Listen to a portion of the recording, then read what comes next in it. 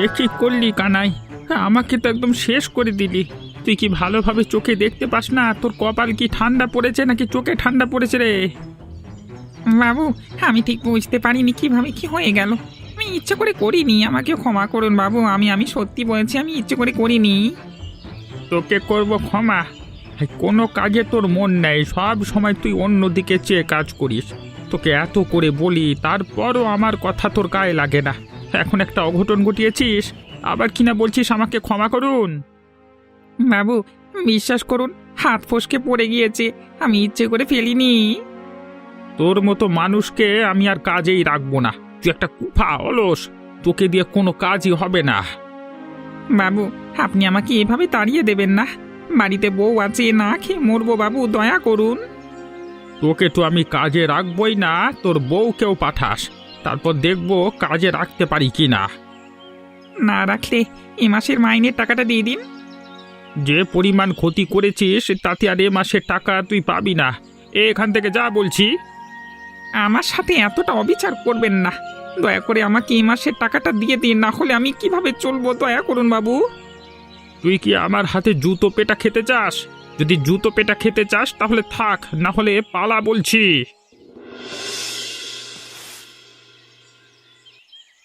কি গো, তুমি এখন এখানে? তোমার তো এখন দোকানে থাকার কথা। তুমি এখন এখানে কি করছো? কিছু হয়েছে নাকি?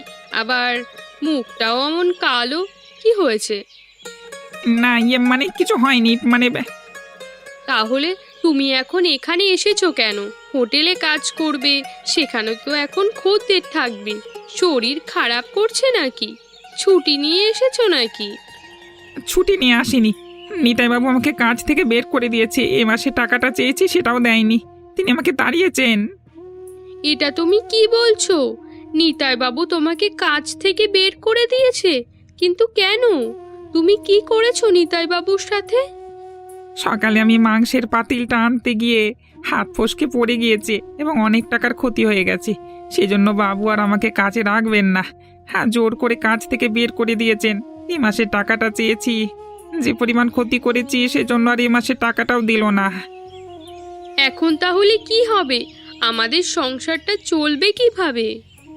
একটা কথা বাবু বলেছেন যে তোকে রাখবো না, কাজ করতে হলে তোর বউকে পাঠা। তুমি কাজ করো ওখানে। আরে পাগল, এটা তিনি রাগ করে বলেছেন, সত্যি সত্যি বলেছেন নাকি? যেভাবেই বলুক না কেন, তুমি একবার সেখানে গিয়ে দেখতে পারো। কি আর করার, একবার দেখি গিয়ে। যদি কিছু হয়, না হলে তো ভিক্ষা করতে হবে।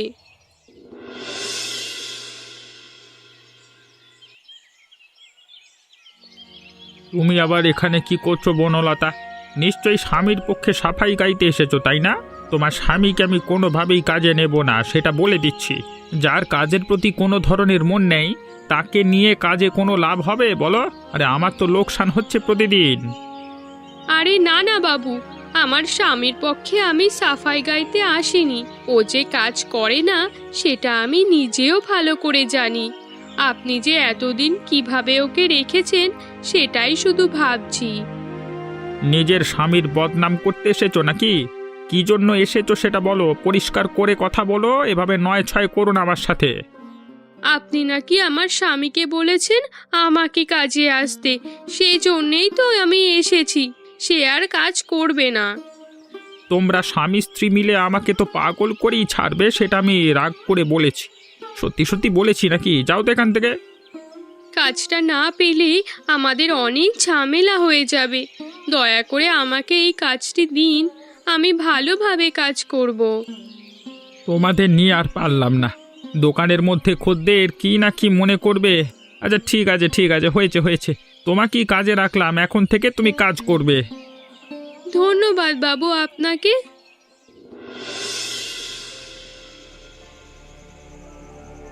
কি হয়েছে তোমার?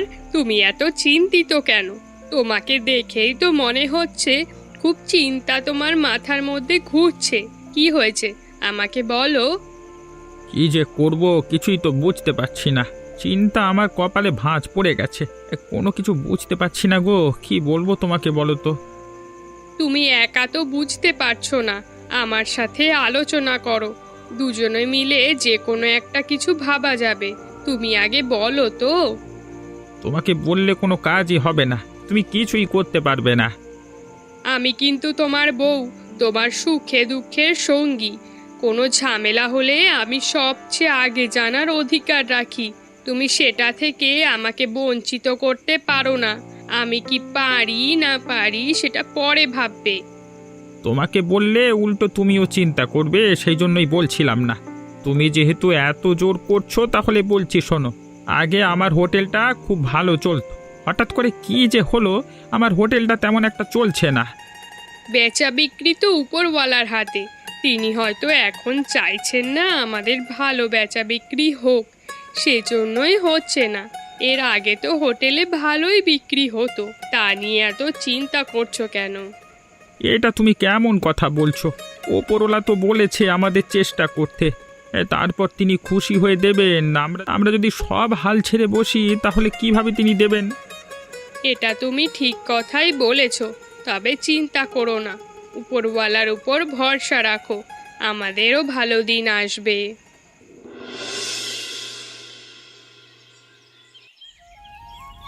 কি গো বিন্দি, তুমি এখানে কি করছো? এত সময় নিয়ে যদি তুমি রান্না করো তাহলে আমরা কখন হোটেলে পৌঁছাবো এবং সেখানে গিয়ে বেচাকেনা করব? আমি একা মানুষ, এত সব কাজ কিভাবে করি? সেই সকালে ঘুম থেকে উঠে তারপর সকল কিছু একা হাতে সামলাই আমি। তুমি তো বুঝতে পারছো বলো?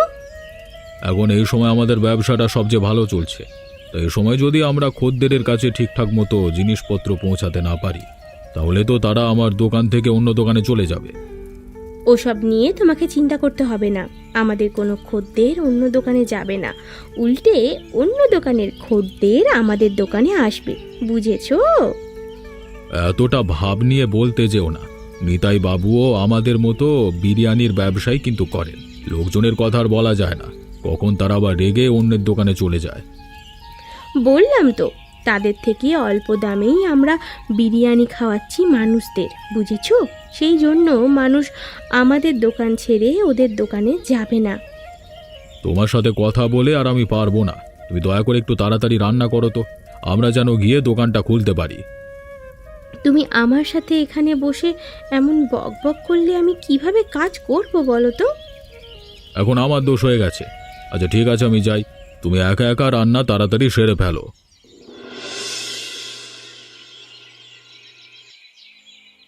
তোমাকে আমি তাড়াতাড়ি আসতে বলেছি, তোমাকে আবার কাজে রেখেছি, তুমি তো সময় মতো আসো না।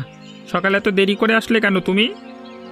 কই বাবু, আমি তো দেরি করে আসি না, আমি তো তাড়াতাড়ি সকালেই চলে আসি, তবে মাঝে মধ্যে একটু দেরি হয়ে যায়। এক মুখে কত ধরনের কথা বলছো, মাত্র বলছো দেরি করো না, আবার বলছো দেরি হয়ে যায়। বুঝতেই তো পারছেন বাবু, বাড়িতে কত ধরনের কাজ থাকে। স্বামী আছে, তার জন্য রান্নাও করে আসতে হয়, না হলে দুপুরে কি খাবে আর সকালেই বা কি খাবে বলুন তো? সেটা তো আমি বুঝি, তোমার স্বামীকে কাজ থেকে বের করে দিয়েছি, এখন তোমাকেও কয়ে দিচ্ছি, তুমি যদি তোমার স্বামীর মতো কাজে ফাঁকি দাও তাহলে কিন্তু তোমাকেও বের করে দেবো, ঠিক আছে? আমাদের তো খদ্দের আসে না, সেই জন্যই একটু দেরি করে আসি।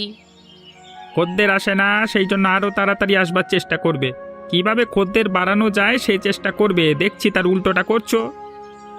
আমার ভুল হয়ে গেছে, এরপর থেকে এমন ভুল হবে না, সব সময় আমি সকাল সকাল চলে আসব। যাই হোক, মন মেজাজ খারাপ আছে সেজন্য হয়তো তোমাকে দু কথা শুনিয়েছি, তুমি কিছু মনে করো না মেয়ে।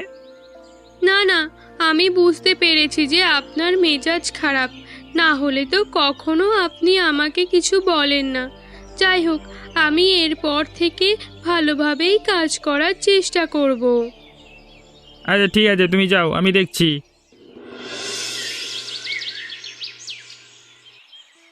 কি গো, তুমি তো আজকে দেখছি তাড়াতাড়ি চলে এলে, কাজ কি শেষ হয়ে গেছে?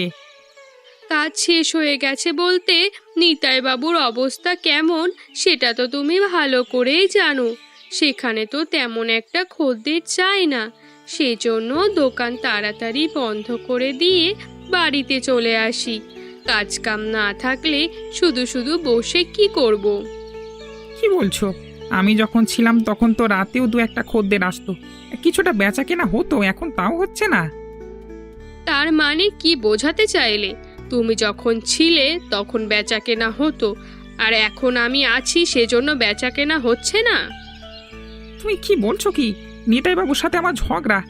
তুমি শুধু শুধু আমার সাথে ঝগড়া করতে আসছো? আমি তোমার কথা কখন কি বললাম? আরে তোমাদের মেয়ে মানুষের এই এক দোষ। আমি কোন কথা বললাম, তুমি কোন কথা বললে? হয়েছে হয়েছে, আমাদের দোষ। এখন তো আমি তোমাকে রোজগার করে খাওয়াচ্ছি। তুমি কি আবার আমাকে খাবার খোঁটা দিচ্ছ নাকি? এত বছর কিন্তু আমি তোমাকে খাইয়েছি, আবার কিন্তু আমি কাজ নিতে পারবো না, মনে রেখো। তুমি শুধু শুধু আমার সাথে ঝামেলা করো না তো। নিতাই বাবুর দোকানে খদ্দের আসে না কেন সেটা গিয়ে নিতাই বাবুকে জিজ্ঞেস করুক, তা নিয়ে আমার কিছু দরকার নেই।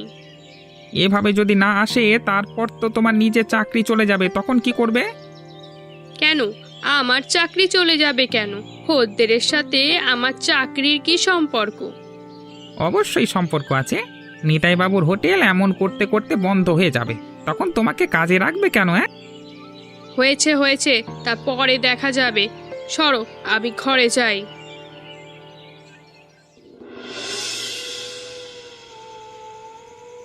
এবার মনে হচ্ছে আর কিছুই হবে না। আমার হোটেলটা মনে হচ্ছে বন্ধই করে দিতে হবে। এ তুমি কি বলছো? শেষ পর্যন্ত আমাদের এতদিনের হোটেলটা এভাবে বন্ধ হয়ে যাবে? এটার সাথে কত স্মৃতি জড়িয়ে আছে। আমি তো আমার সব ধরনের চেষ্টাই করেছি, কোনোভাবেই বাঁচাতে পারছি না হোটেলটাকে। লোকসানের পর লোকসান, এত লোকসান গুনতে গুনতে সমস্ত সম্পত্তি বিক্রি করে দেওয়া লাগবে এরপর আমার। হোটেল বিক্রি করলে কি করবে ভেবেছো? যে টাকা দিয়ে হোটেলটা বিক্রি করে দেব সে টাকা দিয়ে অন্য কোনো ব্যবসা ধরবো। এই হোটেল ব্যবসা আর করবো না। গ্রামের লোক কি না কি বলে অপমানিত হতে হবে। গ্রামের লোক আবার এখানে কি বলবে? আমার ব্যবসা আমি চালাবো নাকি বন্ধ করব সেটা আমার ইচ্ছে। সেটা তো বুঝতে পারছি। তোমার পাশের যে রামনাথ বাবুরা দোকান দেয় তারা নিশ্চয়ই তোমাকে নিয়ে হাসি ঠাট্টা করবে তখন। এখন আমি কি করতে পারি? একটা বুদ্ধি দাও তাহলে। আমি তোমাকে কি বুদ্ধি দেব সেটা তো নিজেও বুঝতে পারছি না। আচ্ছা ঠিক আছে, আমি একটা কিছু করার ব্যবস্থা করছি। তুমি আরও কিছুদিন এই হোটেলটা চালাও। আচ্ছা ঠিক আছে, তুমি যেহেতু আরও লোকসান করবার কথা বলছো তাহলে করলাম লোকসান, সমস্যা কি আমার? বলা তো যায় না, লোকসান হতে হতে একসময় লাভের মুখও দেখা যায়। যদি কিছু পারি অবশ্যই করার চেষ্টা করব। তুমি দেখো কি করতে পারো। কেউ একজন এদিকটা আসুন তো, একটু কথা আছে। কি হয়েছে? এমনভাবে চেঁচামেচি করছেন কেন? সবাই তো এখানে খাচ্ছে নাকি? আপনার চেঁচামেচির জন্য কেউ ঠিক মতো খাবার খেতে পারছে না। এটা আপনি কেমন কথা বলছেন? আমি এখানে খেতে বসেছি, আমার কোনো সমস্যা হলে আমি ডাকবো না। এখন হচ্ছে দুপুর, পুরো দোকানে খদ্দেরের অভাব নেই। এখন কি আপনার কথা শোনবার সময় আছে আমাদের?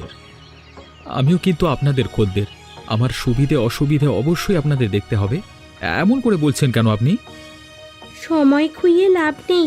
আপনি কি বলতে চাচ্ছেন সেটা বলেন, তর্ক করবেন না। এখন আমাদের কেনা বেচার সময়, বুঝেছেন? আপনাদের এই বিরিয়ানিটায় কিসের মাংস দেওয়া আছে সেটা আমি একটু জানতে চাচ্ছি। দেখতে পাচ্ছেন না কিসের মাংস দেওয়া আছে? খাসির মাংস আর কি। আমার তো দেখে মনে হচ্ছে না এটা কোনো ধরনের খাসির মাংস। মাংসের স্বাদটা ঠিক মতো পাচ্ছি না। আপনি এসব কি কথা বলছেন? এত মানুষ খাচ্ছে, কেউ তো কিছু বলছে না। আমার মনে হলো সেই জন্য আমি বলছি। আপনার যদি এমনটা মনে হয় তাহলে আপনার এখানে খাওয়ার দরকার নেই। আপনার মতো খদ্দেরও আমাদের দরকার নেই। আপনি এখান থেকে এক্ষুনি উঠুন, বেরিয়ে যান।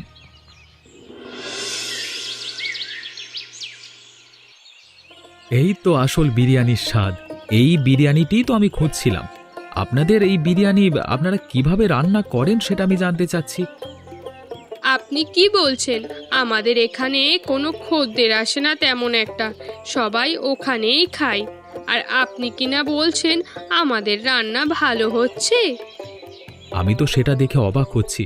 আপনাদের এখানে সবকিছু এত ভালো, তারপর খদ্দের এত কম কেন? সেটা আমরা বলতে পারি না। দোকান বন্ধ হবার মতো অবস্থা, তারা কিভাবে যেন অল্প স্বল্প টাকায় বিরিয়ানি বিক্রি করে। আমরা আগের তুলনায় দাম কমিয়ে দিয়েছি, তারপরও তাদের দামের সাথে আমার দামের অনেক তফাৎ। সেই জন্যই খদ্দের এখানে আসে না, অল্প দামে ওখানে বিরিয়ানি খায়। আমি ওখানে খেতে বসেছিলাম, ওদের বিরিয়ানি কোনোভাবেই ভালো নয়, মাংসের স্বাদটাও ঠিক নয়, সেই জন্যই চলে এসেছি। আমি খেয়াল করেছি এখানে বসে, ওরা আপনাকে ঘাট ধাক্কা দিয়ে বের করে দিয়েছে। আমি ওখানে সত্যি কথা বলতে গেলাম, ওদের আর সহ্য হলো না, সেজন্যই জোর করে বের করে দিল আর কি। আমরা কোনো সময় খদ্দেরের সাথে এমন ব্যবহার করি না। খাবারের সমস্যা হলে অবশ্যই সে বলবে, আমরা পরিবর্তন করে দেব, না হলে কিছুটা সহযোগিতা করব। ওদের তুলনায় আপনাদের খাবার হাজার গুণে ভালো, আপনাদের দাম একটু বেশি তা ঠিক আছে, আপনাদের এখানে সুস্বাদু মাংস আছে। গ্রামের মানুষজন তো আর সেসব বোঝে না। আগে সবাই আমাদের এখানে খেত, ওদের হোটেল চলতো না, এখন ওদের হোটেল চলছে, আমাদের এখানে কেউ খায় না। ওদের মধ্যে নিশ্চয়ই কোনো একটা কিন্তু আছে, এটা আমি প্রমাণ করে ছাড়বো, দেখে নেবেন। কি গো, তোমাদের ব্যবসা বাণিজ্য ভালো চলছে নাকি? হ্যাঁ, আজকে যে অনেক দেরি করে আসলে, প্রতিদিন তো তাড়াতাড়ি চলে আসো দেখছি। কেন, আমাদের হোটেল ভালো চললে তোমার কি হিংসে হয় নাকি? ওটা কিন্তু একসময় আমাদের হোটেল ছিল, আমি কিন্তু ওখানে কাজ করেছি, আমার আবার হিংসে হবে কেন? হ্যাঁ, আমার তো আরো ভালো লাগবে। এক সময় ছিল, এখন আর তোমার হোটেল নেই, এখন ওটা আমার হোটেল, আমি ওখানে কাজ করছি। হয়েছে হয়েছে, বুঝতে পেরেছি আমি, তবে তোমাকে বলছি কাজে যাওয়ার জন্য। এখন আমাদের হোটেলটা ভালোই চলছে, যদি আরেকটু ভালো চলে তখন দেখা যাবে, তখন তোমার কথা বলবো। আমরা দুজনে একসাথে কাজ পেয়ে গেলে অনেক ভালো হবে। নিতাই বাবু নিশ্চয়ই আমাকে কাজে নেবেন না, তিনি আমার উপরে ক্ষেপে আছেন। হ্যাঁ, আরে তেমন কিছু না, হোটেল খারাপ চললে ওরকম ক্ষেপেই থাকেন। আমার সাথেও অনেক দিন চেঁচামেচি করেছে। তা হঠাৎ করে হোটেল ভালো চলা শুরু করলো কিভাবে? আমাদের পাশের হোটেলে ওদের কি যেন খারাপ হয়েছে, সেজন্য ওখানে লোক একটু কম যাচ্ছে। আমাদের এখানে আগের তুলনায় একটু বেড়েছে, তেমন একটা বাড়েনি, আরও বাড়বে আশা করি। ভালো চললি হলো, তারপর আমার একটা কাজ হলে আমাদের শান্তি।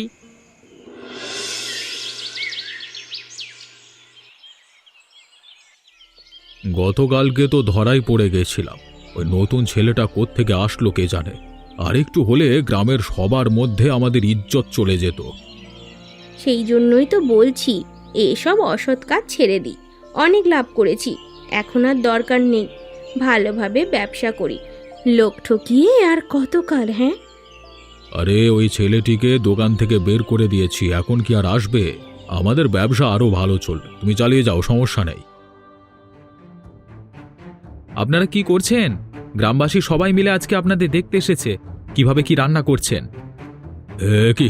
এ কি তোমরা সবাই এখানে কি করছো? চলে যাও, চলে যাও এখান থেকে, এখানে হোটেলে রান্না হচ্ছে, এখানে তোমাদের আসা নিষেধ। এটা আবার আপনি কেমন কথা বলছেন? আপনি রান্না করছেন, গ্রামের সবাই সেসব খাচ্ছে, কি রান্না করছেন কি খাওয়াচ্ছেন সবাই তো সবই তো দেখার অধিকার রাখে, তাই না? আপনারা কিন্তু এখানে বাড়াবাড়ি করছেন। এখানে আবার বাড়াবাড়ির কি হলো? সবাই দেখতে চাচ্ছে, আপনি একটু দেখাবেন তাহলেই তো হয়ে গেল, ব্যাস। আপনি এত লুকোচুরি কি করছেন? আপনি একটু সরুন তো দেখি। দেখুন, আপনারা সবাই দেখুন এখানে কি হচ্ছে, ফুলকপির সাথে মাংসের মিশ্রণ চলছে, এভাবেই এতদিন মানুষ ঠকিয়ে এসেছে। কালকে আমি বুঝতে পারায় তিনি আমাকে দোকান থেকে বের করে দিয়েছেন। এই জন্যই তো এত অল্প দামে বিরিয়ানি বিক্রি করছে, ফুলকপির বিরিয়ানি।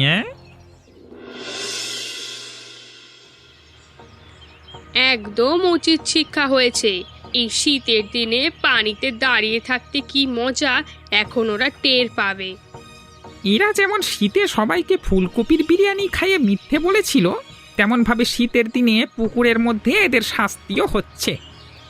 বলেছি তো আমাদের ভুল হয়ে গেছে, এমনটা করবো না বাবা।